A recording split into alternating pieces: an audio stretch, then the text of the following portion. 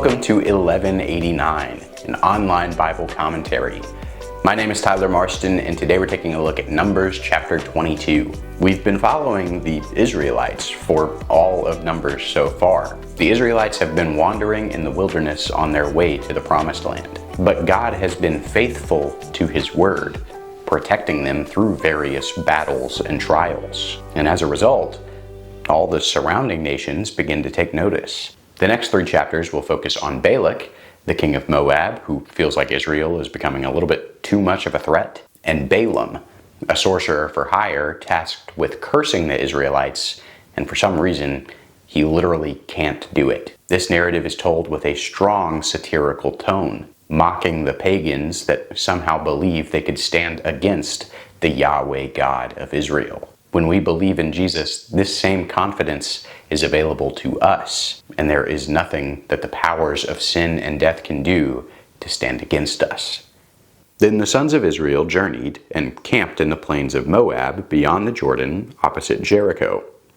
Now Balak, the son of Zippor, saw all that the Israelites had done to the Amorites. So Moab was in great fear because of the people, for they were numerous, and Moab was in dread of the sons of Israel. Moab said to the elders of Midian, "Now this horde will lick up all that is around us, as the ox licks up the grass of the field." And Balak, the son of Zippor, was king of Moab at that time. News of God's victories through the Israelite army is spreading, and as Israel gets closer and closer to the Promised Land, one ruler in particular, Balak, the king of Moab, begins to feel the pressure. He's afraid because of the great number of the people. The same thing that Pharaoh was afraid of in Exodus 1. We remember that Pharaoh responded to his fear with an attempted genocide and oppression and enslavement. So how will Balak respond? So he sent messengers to Balaam, the son of Beor, at Pethor, which is near the river, in the land of the sons of his people, to call him, saying, "Behold, a people came out of Egypt. Behold, they cover the surface of the land, and they are living opposite me. Now therefore, please come, curse this people for me, since they are too mighty for me. Perhaps I may be able to defeat them and drive them out of the land. For I know that he whom you bless is blessed, and he whom you curse is cursed." So the elders of Moab and the elders of Midian departed with the fees for divination in their hand, and they came to Balaam and repeated Balak's words to him. Balak responds to his fear by trying to buy his way out of trouble. And so he finds this sorcerer for hire, a guy named Balaam, who actually appears as a sort of mythological figure in other ancient Near Eastern manuscripts, like the Deir Allah. Balak wants to hire Balaam to curse the Israelites. That way they'll be weaker, and the armies of Moab will be able to defeat them. Now Balak says he wants Balaam in particular because he works. Everyone who Balaam blesses is blessed, and everyone who Balaam curses is cursed. Now this is an intentional twist on God's words to Abraham in Genesis 12. God said that those who blessed the Israelites would be blessed, and those who cursed the Israelites would be cursed. So there's a juxtaposition here, and we're invited to ask, whose curse is going to be stronger? Balaam's on Israel, or God's on Moab and Balak? He said to them, "Spend the night here, and I will bring word back to you as the Lord may speak to me." And the leaders of Moab stayed with Balaam. Then God came to Balaam and said, "Who are these men with you?" Balaam said to God, "Balak, the son of Zippor, king of Moab, has sent word to me. Behold, there was a people who came out of Egypt, and they cover the surface of the land. Now come, curse them for me. Perhaps I may be able to fight against them and drive them out." God said to Balaam, "Do not go with them. You shall not curse the people, for they are blessed." So Balaam arose in the morning and said to Balak's leaders, "Go back to your land, for the Lord has refused to let me go with you." The leaders of Moab arose and went to Balak and said, "Balaam refused to come with us." Balaam is a very interesting case study, as we'll see through this story. He's a foreign sorcerer for hire, and yet even he realizes that ultimately he answers to the Yahweh God of Israel, the creator of all heaven and all earth. Balaam wants God to curse Israel. That way he can get paid. But he also realizes that if God says the people are blessed, he can't really do anything about it. And so God speaks to Balaam in a dream telling him not to go with the leaders of Moab. And at first he's obedient. Now, one thing to note is that Balaam does not tell the Moabites the whole story. He doesn't say how God said that Israel was blessed to be in an everlasting covenant with the great I Am. He just says, yeah, God said no. It's a hint towards his desire to get paid and be in control. He's desiring to be this kind of anti-priest, or this kind of anti-Moses, speaking on God's behalf and interceding for the Moabites. And kind of ironically, it was the same desire that tempted Miriam in Numbers 12 and Korah in Numbers 16. But regardless, the next day Balaam sends the Moabites home empty-handed. Then Balak again sent leaders, more numerous and more distinguished than the former. They came to Balaam and said to him, "Thus says Balak the king of Zippor, let nothing, I beg you, hinder you from coming to me, for I will indeed honor you richly, and I will do whatever you say to me.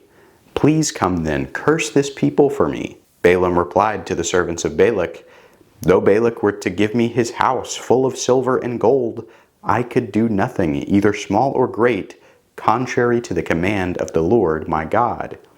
Now please, you also stay here tonight, and I will find out what else the Lord will speak to me." God came to Balaam at night and said to him, "If the men have come to call you, rise up and go with them. But only the word which I speak to you shall you do."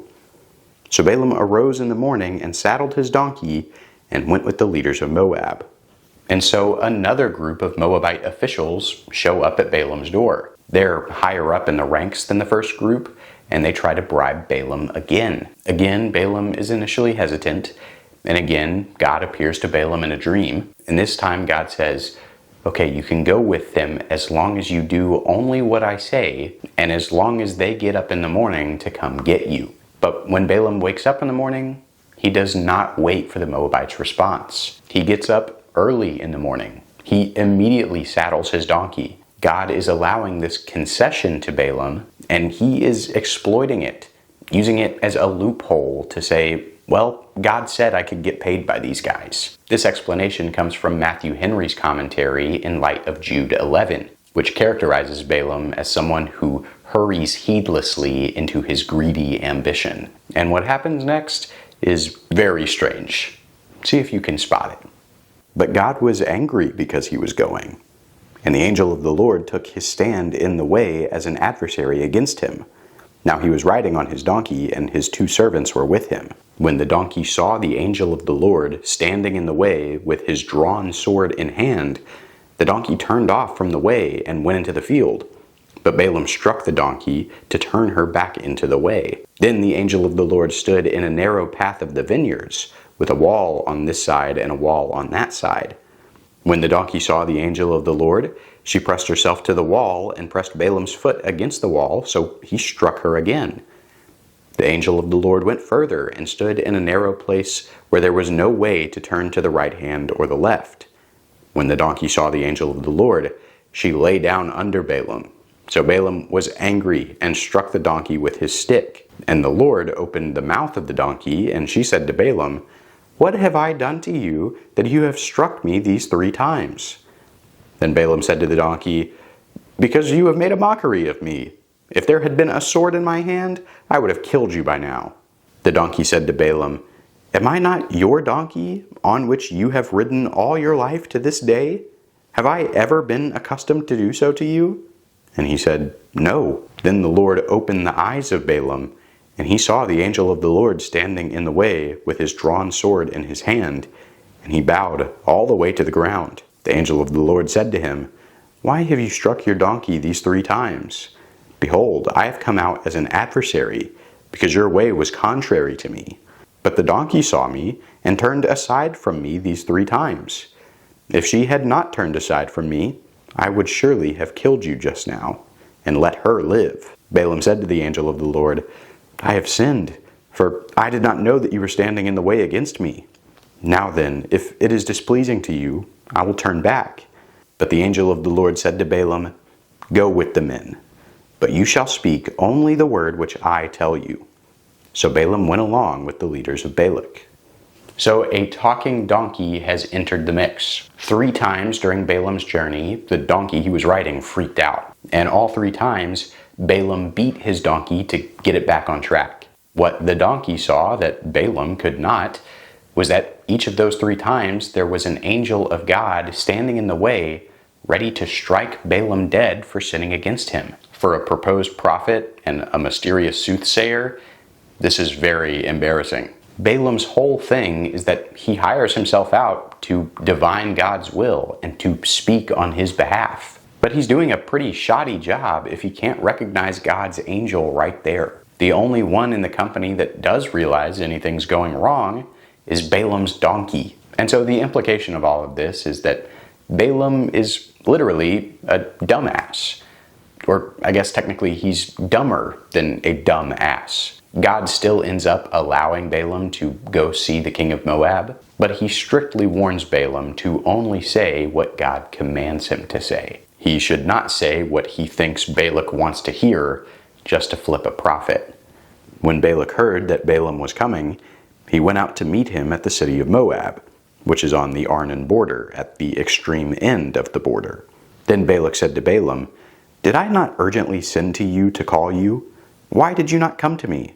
Am I really unable to honor you?" So Balaam said to Balak, "Behold, I have come now to you.